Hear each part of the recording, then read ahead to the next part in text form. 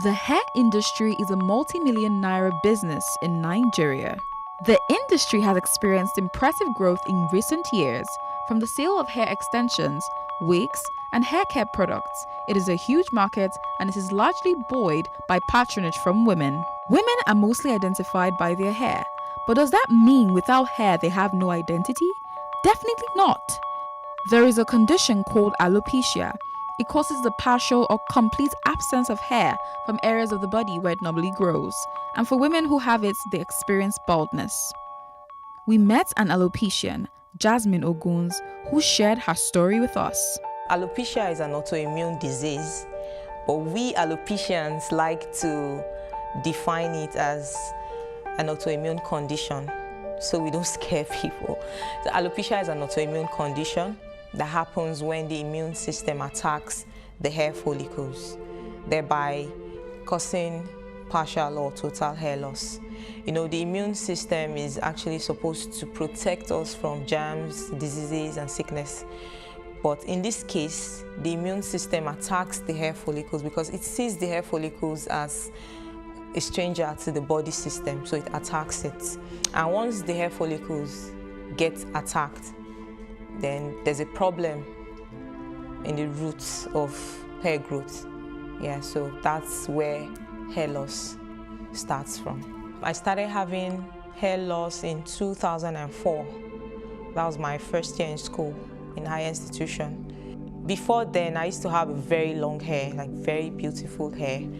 And a particular day, I went to the salon and my hairstylist noticed a bald patch behind my head, just around here. It was very tiny, very insignificant, but she noticed it because she has been making my hair for a long time. Yeah, so she noticed it and called my attention to it, but I didn't pay so much attention to it because I felt it was a minor thing and my hair was going to grow back. So after 2 weeks, I went back to make my hair. She noticed another one on this side. She called my attention to it again, so I became scared. I informed my mom about it, and my mom also didn't see it as a big issue. She just said it would grow back. And after a while, the patches started increasing, and they started forming a map on my scalp. I stopped going to the salon to make my hair. It became a thing of concern, and someone told my mom it was lakpa caused by dandruff. But then I didn't have dandruff, so where did it come from? So she got sulfur, started applying sulfur on the scalp, but instead of it to get better, it got worse. That was how the alopecia journey started for me. How I knew it was alopecia. Okay, before I got to that point, it was the whole journey. Because after the lakpa episode, there was always an extended family member who would come up with one name or the other. In fact, it metamorphosed to spiritual problem. So they tagged it a spiritual problem. I know in this part of the world, anything we don't know is automatically a spiritual problem. So that was when the frustration started. They started taking me from one pastor to another, and because most of these people, they're about what they can get into their pockets, they second, you know, and it was really traumatizing, you know, and I didn't know until after 10 years. Yeah, I didn't know it was alopecia until after 10 years. So I'll share a bit of my experience in that journey. First, some pastors said someone took my hair to the ocean. That's why I don't have hair. But there are some sacrifices here and there that we could perform that would make my hair grow. So I had times that I killed cows. I had times that I killed chickens. There were times we just give out the cows raw, like the meat, the pieces, you know. raw like that. There were times we cook and feed people with it, just in the quest for my hair to grow back. And there were other ugly experiences I had too, ugly encounters I had of some spiritual men asking to have some form of intimacy with me before my hair could grow. Like, it was really traumatizing. It was annoying. It was frustrating, because at some point I got depressed, and I got to meet with a dermatologist who introduced some hairsprays to me that I used. It didn't work. And the moment I stopped using the spray, my hair fell off. In fact, at this point, I now lost my hair completely because the spray did not work. You understand? So it triggered some other hormones, and then I lost my hair completely. So I became completely bald. You know, initially, it was just in patches. And then after applying those sprays, I lost my hair completely. And I used that spray for a period of 1 year and 6 months. And at that time, a spray cost 15,000 naira. So I must use a can, like I must buy a new can every fortnight. It was a fortnight thing. I was buying a new can every fortnight. And I administered it for a year and a half. But instead of it to get better, it got worse. And I still did not stop. I wanted a solution. I wanted my hair back. So I approached another dermatologist who placed me on a wrong medication. And because I was so desperate, I didn't even bother to ask, what is this thing you're placing me on? What is this medication for? I didn't know it was using me as a specimen. For every time I got 0.1 mg, I took 5 as a dose. For every time I got 0.5 mg, I took 10 as a dose. So that was an abuse. And I discovered that my memory was diminishing. So at that point, I had to stop. But it had already caused some damage, and I became depressed. And I became suicidal as well. So at some point, I became suicidal. I almost died because I made a suicidal attempt. But thank God my mother was at home on that particular day, and she saved me. So it has been from one bad encounter, one bad experience to another, until 2015, when I decided I was going to do a personal research to know what exactly my problem was. And that was how I stumbled on the word alopecia on the internet, and I realized it was a condition, or it is a condition. Like what I've been going through actually has a name, and the name is alopecia. So that was how I got to know that the condition is alopecia. I started embracing myself in 2015. Yeah, that was when I did the personal research that I became aware. And okay, I stumbled on a particular lady's story online, and I started following her up. Her daughter has alopecia, and I saw the way she instilled confidence in her daughter at every stage that her daughter was encountering. Like, it started with bald patch.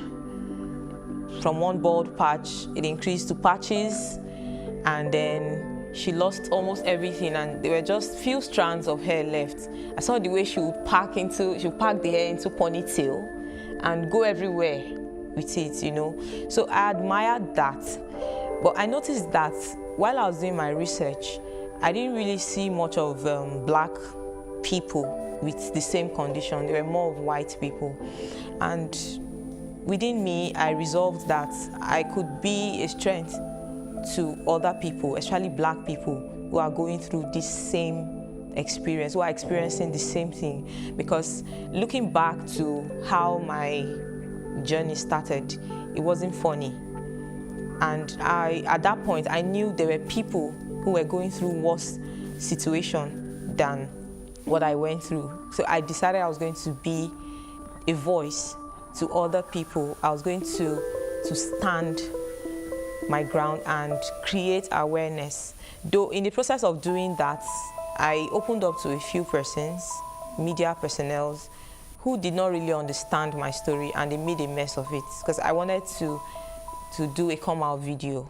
You get? So they made a mess of it and turned it to a comedy skit. That was when I knew there's really no bad publicity, because that was when I met my deputy, Moshudat Badmos. I was really sad about it because the whole thing went bad for me. You know, it went viral. A lot of people saw it. A lot of people misunderstood the message because they actually did not pass the message right. A lot of people misunderstood it. So it went sour, and she came online, saw the ridicule and everything, and she started fighting for me. So she was like the voice I didn't have at that downtime, at that point in time. So I approached her and I was like, you seem to know about alopecia. Do you have alopecia? She said yes. He needed to see the joy that I felt that day. Like I didn't feel that kind of joy in 10 years. I was so excited. I was so happy. I contacted her immediately. We started talking, and before you knew it, I was on my way to, then she was in Ogun State. I was on my way to Ogun State from Kaduna. I took a trip to Ogun State just to meet her because, you know, it was relieving for you to see someone or know that there's someone who can relate, you know, to whatever it is you were going through. Because before then, people around me could not understand. There were times I wanted to talk. I wanted to just, you know, explain how I was feeling, but I didn't have people to talk to, because even when I talk, they don't understand. You understand? It was more like a mental thing for me. But when I met her, it was relieving. I felt so much relief because she could relate. Yeah, she understood where I was coming from, and that was how the foundation journey started. The National Alopecia Areata Foundation states that alopecia affects about 147 million people in the world, and according to Africa Prime News, there are over 100,000 persons living with alopecia in Nigeria. It has not been easy running the Heroic Alopecia Foundation because, okay, one thing is for people to know what their condition is. Another thing is for them to come out, right? So, like I said, when I met Moshudat, that was when the foundation journey started. Though I'd already started single-handedly before I met her, and then we took the race together, and we continued the race. Then some other members joined, and we grew to about 13 members, and in the process, we got to know more. We got to know that alopecia is actually a journey. You get? Some would accept the fact that this is what it is. Some may never accept it. But it's a good thing that you are aware that this is what the problem is, right? And we realize that a lot of people are out there suffering that don't know what this condition is. And they really need to know, because if you know that you have a problem and you know what that problem is, I think your problem is half solved already. So what we do basically is try to reach out to people, try to create awareness. Thanks to BBC Pidgin, I was featured on BBC Pidgin last year, and as a result of that publicity, our member strength grew from 13 to 70. Yeah, so right now we have 70 members. Majority are Nigerians. We have few of them in Ghana, some in Sierra Leone, Cameroon, Senegal, America, London. So we still feel there's a need for us to create more awareness, because if you'd ask for my opinion, I would say only 2% of people in Nigeria are aware of this condition called alopecia. I think a lot has to be done, a lot needs to be done concerning awareness. There was a training I went for recently at Nikkei Art Gallery, and on the first few days of the training, I didn't go with my wig. I didn't wear my wig, and nobody really paid attention to the fact that I don't have hair. I only got comments like, your hairstyle is nice, and because of what I went there for, I didn't have that time to explain to them that it's not a hairstyle but a health condition. Until after 5 days, I decided to wear my wig. So I went there with a wig, and after a while, I started feeling uncomfortable with my wig on, so I removed it. And people were like, it's better. You look better without your wig than with your wig.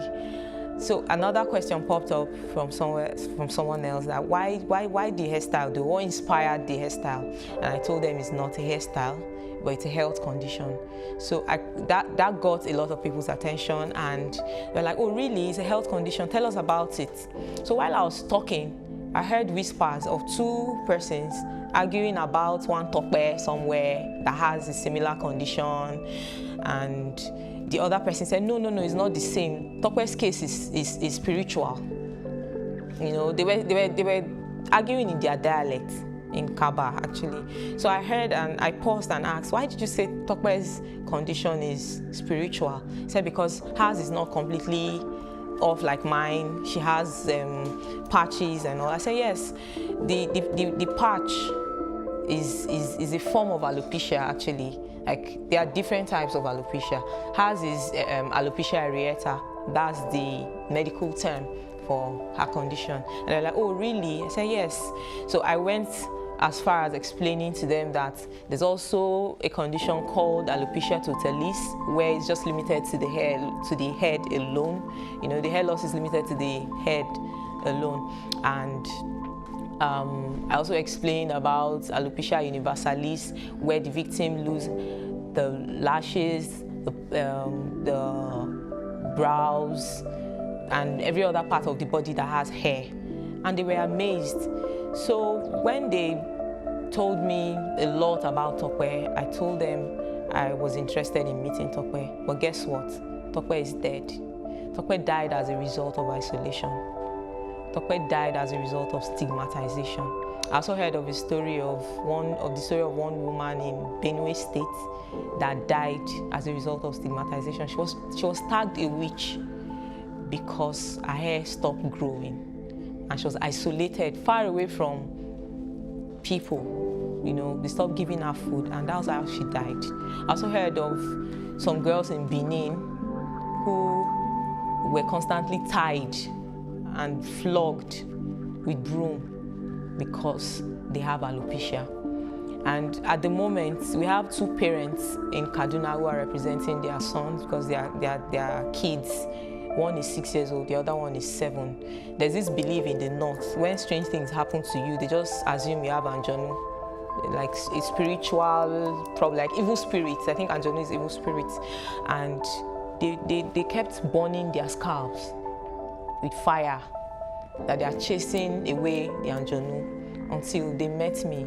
Someone actually told me about them, and I went to visit the family. So when I got there and I removed my wig, I saw the relief. You know, there was this sigh of relief that, oh, okay, so this thing is not happening to our son alone. There are other people who have this thing, and it's a medical condition. You understand? So a lot needs to be done concerning awareness. Alopecia can affect anyone regardless of age and gender, and in many cases, it takes a toll on their relationships. To an extent, alopecia has affected my relationship with people, because I remember back then in school, when it started at first, I didn't start covering it immediately. I still rocked it, and after a while, I started covering it with a scarf. And my friends were surprised, like, when did you start covering your hair? You were not like this, what's the problem? And some of them just tried to be naughty and they pulled the scarf off.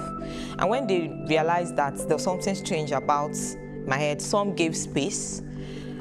The naughty ones tagged it a name. Some started calling me an alien.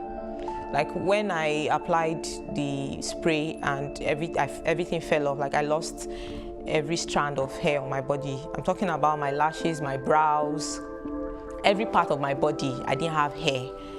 I had a friend who was constantly calling me an alien, like to my face, and people would laugh about it. It became embarrassing at some point. And then relationship, yeah, I had a major relationship then that failed as a result of alopecia, because my supposed to-be mother-in-law called off the wedding introduction, 3 days to the wedding introduction, because of fear of the unknown. You know, she didn't want a situation whereby our grandchildren would have hair loss problems, so she called off the wedding introduction, not minding how far we had gone, and then the preparation for the event and all that. Then the last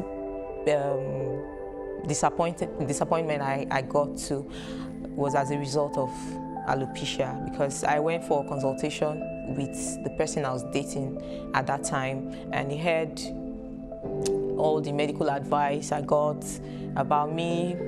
Like the dermatologist advised that I should not bother myself, because at this stage, at this point, the hair loss has really it has gotten to an advanced stage where my hair might not grow anymore, you understand? So he heard all of that, and his countenance changed on our way home.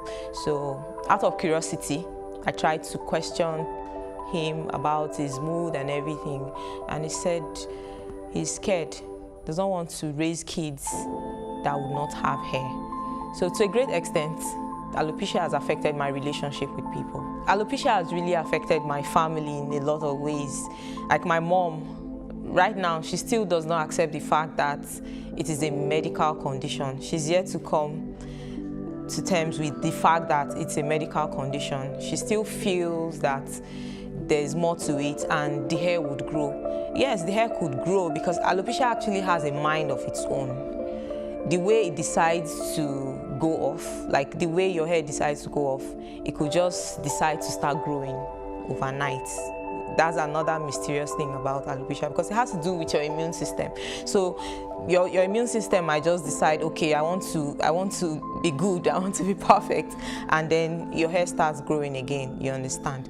So it has really affected my family, because I remember when I didn't know what it was, I was constantly being stigmatized, because my mother would always have a scarf or a cap or something beside her, and the moment someone knocks at the door, she's throwing it at me to cover my head. I didn't like that part. I didn't like the fact that I could not just be myself, you know, and feel free like every other person. I didn't like the fact that I have to always cover my head, you know. And another thing is, it became a prayer request. Like till now, it's still a prayer request. Everyone is always praying at some point, at one point or the other, for my hair to grow back. Yeah, so it has really affected my family, not just me. 1 in 20 people with alopecia also has a family member who has experienced the condition, which implies that most people that have alopecia usually don't have family members with this condition. I'm not too sure that the awareness is really there.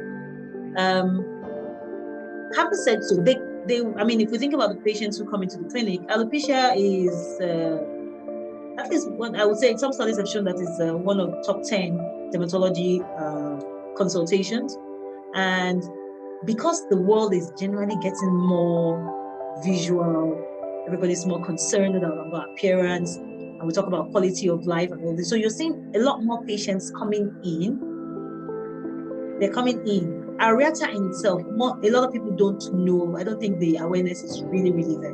But remember that when you are dealing with a specialty, so if we talk in the general population, maybe no. But if you come into the specialty community, specialty hospital, we'll see we have a bit, a high enough number of cases. But I would say if you just ask for the general population, no. And so to the next question of how can we make them more aware of what you're doing? If we have people who suffer from, I remember that because of the stigma of alopecia, everybody knows that a woman's hair is supposed to be like her crowning glory. She wants to do things with it. She wants to look well. You don't really want to cover it. But with wigs and weaves, nobody knows who has what. Now, a lot of women will just take it out. And so you don't know who has a problem because of the stigma or the quality of life. Very, very significant impact on the quality of life. So people are hiding. People are not able to get. And some people go to those who don't really know what to do. Some people, the salon, the hairstylist, who should almost be like your first sort of, oh, madam or girl, as the case may be, what's happening to your hair? Do you think you need to see somebody? Most times they might give you their own version of what they think works, and the hair loss is worsening. Where ideally, if you present early enough in alopecia areata, you may just be able to break that autoimmunity. Alopecia often develops suddenly over the course of just a few days. This condition affects the mental health of the victims and sometimes makes them withdrawn. Dealing with stigmatization before I became aware was not easy. I had days that I cried. I had days I didn't want to see anybody. Like, I locked myself up in the room for days, for weeks. There were days I didn't want to see my immediate family members, my downtime and all, as a result of stigmatization. Like I mentioned earlier, that there was a time I was depressed. It was as a result of stigmatization, because I felt stigmatized by everybody, even those that were close to me. You know, at every point in time, I was expecting people to show me love. So at every moment that I don't, at every time that I don't get that kind of love that I expect, you know, I feel stigmatized. So it was really ugly for me. But the moment I got to know that this is what it is, I became free. You know, I got some form of liberty, I got some form of liberation, and I don't get stigmatized anymore. So when people try to mock me now, I just laugh at their ignorance. And if I have the opportunity to educate them, I don't hesitate. Alopecia can cause a lot of anxiety and sadness. It is important we have more support groups in the society to help people living with alopecia deal with the psychological effects of this condition.